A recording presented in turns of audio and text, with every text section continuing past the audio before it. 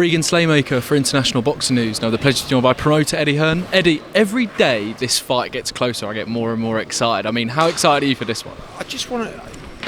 Are you definitely called Slaymaker? Yeah.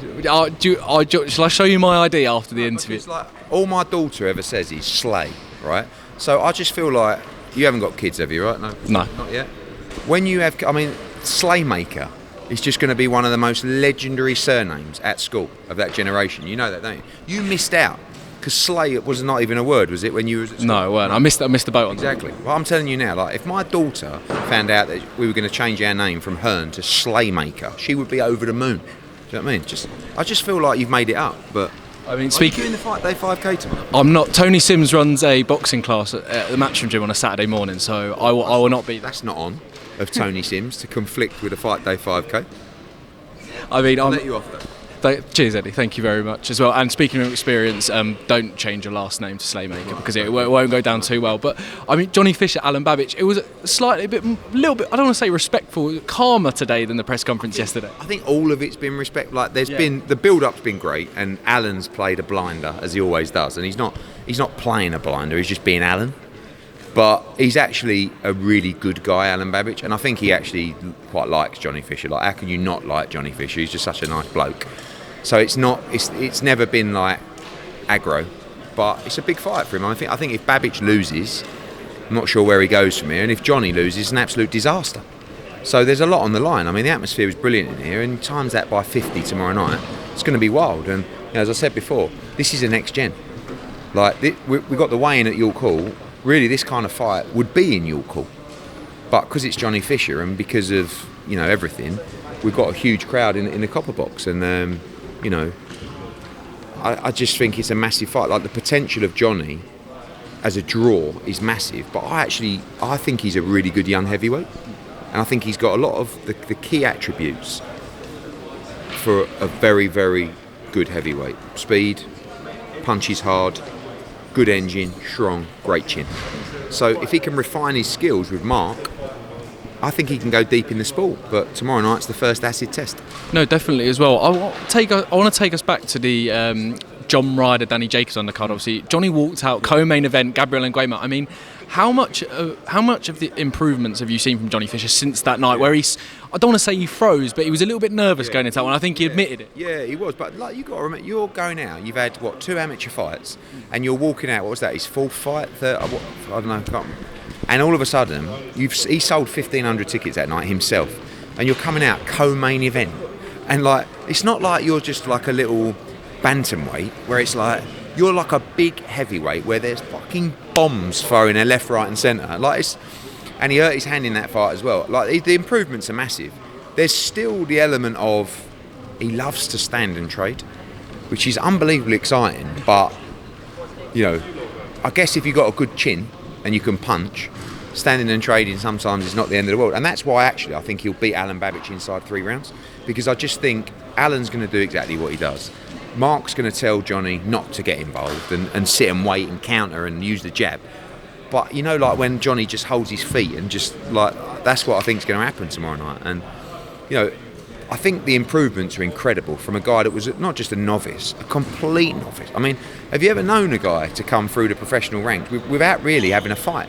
Was it 2 amateur fights? I think one was in the local. They're at uni. Yeah, uni. Yeah, I mean, it's not even like. So yeah, I think he's doing really, really well. He's an intelligent guy, but it's a proper test tomorrow. Share the same degree as well, history as well. So yeah, I do want to touch on something, Eddie. Kind of the not inaccuracies, the inconsistencies with the drug test in the moment. We've got Ryan Garcia, a year ban for admitting to taking it. Julio Cesar Martinez, I think 9 months, and we've got Conor Benn, he's gone through due process and he's not fought in 2 years. I mean, it must be a bit frustrating, especially when you promote Conor as well. Unbelievably frustrating, and it's not really fair. Look, Conor's made some mistakes. Ironically, the biggest mistake that Conor's made, and I respect him for this, is not admitting guilt because he doesn't want to admit guilt, because he's just protesting his innocence. So like he could have done a deal ages ago, but he didn't want to do a deal. Like, even people said, and I won't drop people in it, people of high standing in boxing said to him, look, what you should do is go and do this and just say blah blah blah and it'll all be over. Conor went, I'm not saying that, that's lying. right? So he's actually. I feel like Conor's been penalised for not admitting to something he didn't do. Like for Ryan, there was no. I don't mind if Ryan goes in and actually puts his case across, and battles his innocence. But he just didn't even do that. The lawyers would have gone in and gone, listen, all right, okay, we've failed 3 tests. How's this going to play out? And the commission would go, well, I'm thinking a year ban, or might have gone 18-month ban, $1 million, blah, blah, blah. And the lawyers go, can we make it 12 months? And you do a deal.